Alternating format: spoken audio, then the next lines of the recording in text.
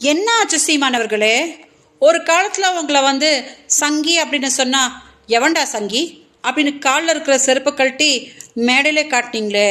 இன்னைக்கு என்ன அதே மேடையில் நீங்கள் அண்ணாமலை அவர்களை புகழ, அண்ணாமலை அவர்கள் உங்களை புகழ, எங்கள் மம்மி பாட, எங்கள் டேடி பாடன்ற மாதிரி பயங்கர பர்ஃபார்மன்ஸாக இருந்துச்சு.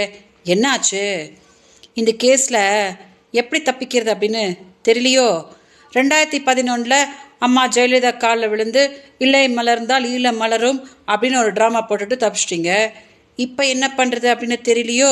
அதுக்கு தான் இந்த புது நாடகமா? வேண்டாம் சீமான், அதெல்லாம் பண்ணாதீங்க. ஓகே, உங்கள் சொந்த பிரச்சனைக்கு போய் நீங்கள் இந்த மாதிரி கேவலப்பூச்சி வேலையெல்லாம் பண்ணால் மக்கள் செருப்பு கழட்டி அடிச்சிடுவாங்க. என்னைய பார்த்து ஏன் சீமான் பயப்படுறீங்க? நீங்கள் தான் ரொம்ப வீரராச்ச. நீங்கள் தானே சொன்னீங்க அவங்கள நேருக்கு நேர் உட்கார வைங்க, நான் சால்வ் பண்ணிடுறேன் அப்படின்னு சொன்னீங்களே. தைரியமாக கொஞ்சம் பெங்களூர் கிளம்பி வாங்க சீமான்.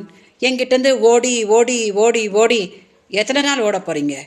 யார் சீமான் உங்களை காப்பாற்ற போகிறாங்க?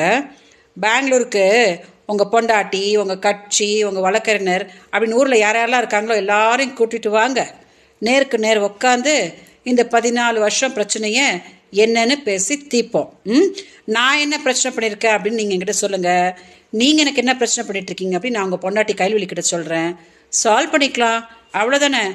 அதை விட்டுட்டு போய் பாரதிய ஜனதா காலில் விழுந்தேன், அஇஅதிமுக காலில் விழுந்தேன் அப்படின்னு கேவல பிடிச்ச வேலையை பண்ணிகிட்ருக்கீங்களே. இது உங்களுக்கு அசிங்கமாக இல்லை?